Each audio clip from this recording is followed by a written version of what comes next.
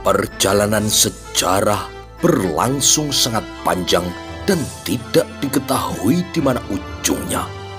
Ada dua wangsa yang tercatat dan keberadaan mereka ditandai dengan megah dalam wujud Candi Borobudur di arah barat Gunung Merapi dan Candi Jonggrang di Prambanan di arah selatan gunung itu pula. Garis keturunan Shailendra dan keturunan Sanjaya silih berganti menyelenggarakan pemerintahan. Agama Hindu dan Buddha marak mewarnai kehidupan segenap rakyat-rakyatnya. Hukum ditegakkan, negara dalam keadaan gemah ripah loh jinawi. Dari prasasti Balitung ditulis bahwa Medang Ripoh Pitu atau Medang Dipoh Pitu, Raja Mataram yang pertama adalah Sanjaya, disusul oleh Penangkaran, Panunggalan, Warak, Garung, Pikatan, Kayuwangi, Watu Humalang, dan Balitung. Pada prasasti Canggal tertulis bahwa pada tahun Saka yang telah lalu ditandai dengan angka Caka Cruti India Rasa, pada hari Senin, hari baik, tanggal 13 bagian terang bulan Kartika, Sang Raja Sanjaya mendirikan lingga yang ditandai dengan tanda-tanda di bukit yang bernama Stirangga untuk keselamatan rakyat. Perjalanan waktu kini mengubah segalanya. Pemerintahan di tanah Jawa Dwipa bergeser ke arah timur. Ada Isyana yang meninggalkan jejak amat jelas bersamaan dengan Warmadewa di Bali dan juga Sriwijaya di Sumatera. Sejak berkuasanya Sindok, Jawa bagian timur menggantikan Jawa wilayah bagian tengah di atas punggung sejarah. Empu Sindok dan keturunannya banyak meninggalkan prasasti.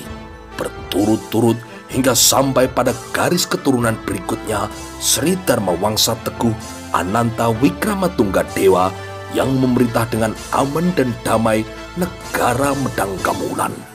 Manakala Sri Dharma Wangsa Pralaya Airlangga berhasil meloloskan diri serta membangun kembali reruntuhan pemerintahannya. Pada tahun 1019 atau dalam sengkalan Gatra Canda Maliti Ingsa Sandra oleh para pendeta Buddha, Siwa dan Hindu, Airlangga dinobatkan menjadi raja menggantikan Dharma Wangsa. Pemerintahan Airlangga benar-benar memberikan air kehidupan bagi segenap rakyatnya. Namun, sebuah kekeliruan telah dilakukan oleh Airlangga yang mengesampingkan persatuan dan kesatuan dengan membelah kerajaan menjadi dua. Sri Sang Rama Wijaya, sang pewaris tahta yang ternyata tidak bersedia dinobatkan menjadi raja, mendorong Airlangga untuk bertindak adil atas dua anaknya yang lain. Kahuripan dibelah menjadi Jenggolo yang kemudian beribu kota di Kahuripan dan kemudian Panjalu yang beribu kota di Daha. Sebagaimana terlihat dari jejak-jejaknya, Jenggolo tidak mampu berkembang menjadi sebuah negara yang besar. Jenggolo kemudian lenyap dari percaturan sejarah.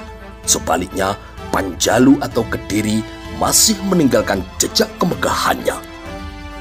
Berturut-turut, Sri Jayawarsa Digdaya Castra Prabu dilanjutkan oleh Sri Kameswara yang bergelar Sri Maharaja Rake Sirikan Sri Kameswara Sakala Buana Tusti Kirana Sarwa Niryawirya Parakrama Digdaya Tunggadewa yang menggunakan lencana kerajaan berupa candra kapala berwujud tengkorak dengan taring. Selanjutnya, pemerintahan Prabu Jayabaya menggunakan lencana kerajaan berupa Narasingha. Jayabaya kemudian digantikan oleh Sarwejwara, selanjutnya digantikan oleh Sri Aryetwara yang menggunakan Ganesha sebagai lambang kekuasaannya. Ketika Aryetwara surut, kemudian digantikan oleh Sri Gandra. Ketika pemerintahan Sri Gandra berakhir, kemudian dilanjutkan oleh Raga Jringra yang menggunakan cangka atau kerang bersayap sebagai lambang kerajaannya.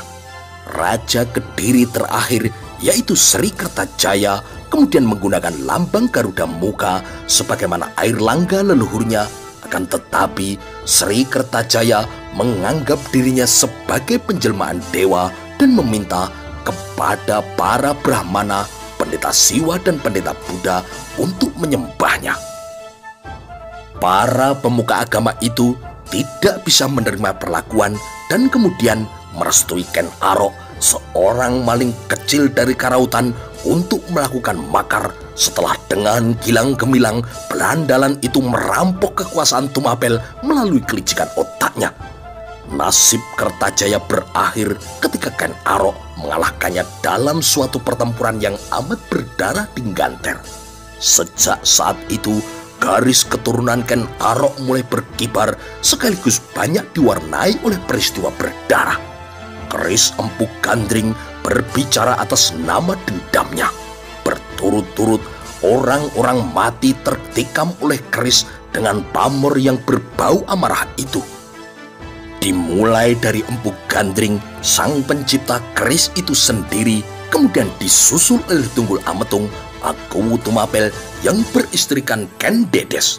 Selanjutnya mati menyedihkan pula Kebo Ijo yang menjadi korban fitnah serta kelicikan dari Ken Arok ketika mengangkat dirinya sendiri menjadi Aku di Tumapel dan nantinya menjadi raja pertama di Singosari bergelar Sri Rajasa Batara Sang Amurwa Bumi.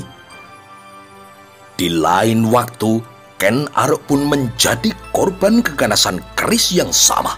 Ia harus menggeliat sekarat dibunuh oleh Batil Pengalasan utusan dari Anusapati. Batil Pengalasan itu pun kemudian membayar dengan nyawanya sendiri karena Anusapati tidak ingin rahasianya terbongkar. Disusul kemudian dengan kematian dari Anusapati dalam permainan adu jago melalui tikaman yang tidak terduga yang dilakukan oleh Tohjaya, anak dari Ken Umang. Terakhir, Tohjaya harus membayarnya melalui kematian yang hina. Raja Singosari ini dibunuh oleh pengangkat tandunya sendiri setelah Singosari diterjang banjir bandang akibat gempuran gabungan kekuatan dari Ronggowuni, anak dari Anusapati dan Mahesa Cempoko, anak dari Mahesa Wong Ateleng. Pemerintahan yang terjadi kini banyak diwarnai dengan perebutan kekuasaan dan persaingan antara garis keturunan dari Ken Dedes dan Ken Umang yang saling mengintip celah untuk menjatuhkan satu sama lain, serta kemungkinan Kediri akan bangkit kembali dan menusuk dari arah belakang. Kertanegara lengah ketika segenap prajuritnya ia kirim ke Pamalayu, dan bagaikan banjir bandang para prajurit Kediri menyerang Singosari. Pasukan yang ada kini tidak sanggup membendung serbuan pasukan dari Jayakatwang. Raden Wijaya, anak Lembutal, cucu dari Mahesa Cempaka yang menjadi menantu Kertanegara, mencoba menyusun kembali puing-puing pilar pemerintahan yang telah runtuh. Di Bumi Tarik, Raden Wijaya memulai babat hutan dan dinamailah tempat itu menjadi Mojopahit. Hanya oleh sebuah alasan didapatnya buah mojo yang terasa pahit. Majapahit juga berarti Wilwatikta. Atas dukungan dari para pendeta, Brahmana, Buddha, dan Siwa, Raden Wijaya kemudian naik tahta bergelar Kertarajasa Jayawardhana. Majapahit tumbuh dan berkembang, namun tetap saja diwarnai dengan banyak makar yang berawal dari ketidakpuasan. Ronggolawe yang tidak bisa menerima kenyataan bahwa bukan ia yang diangkat menjadi Mahapatih memilih mengangkat senjatanya. Kidung Ronggolawe bertutur bagaimana Kebo Anabrang berhasil membunuh Ronggolawe. Dalam Kidung Sorandaka diceritakan pula bagaimana Kebo Anabrang mampu meredam pemberontakan dari Lembu Sora.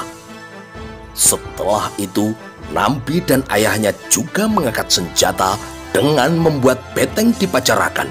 Namun di Pacarakan dan Lumajang kemudian dapat digilas oleh Majapahit. Nambi dan segenap keluarganya kini dapat ditumpas. Di Lasem, Rasemi juga mengangkat senjata untuk memerikan diri. Ia mencoba meniru apa yang telah dilakukan oleh Ken Arok terhadap Kertajaya di Kediri. Dan kini tibalah akhirnya para Rakrian Dharma Putra Winesuka melakukan makar terhadap Majapahit.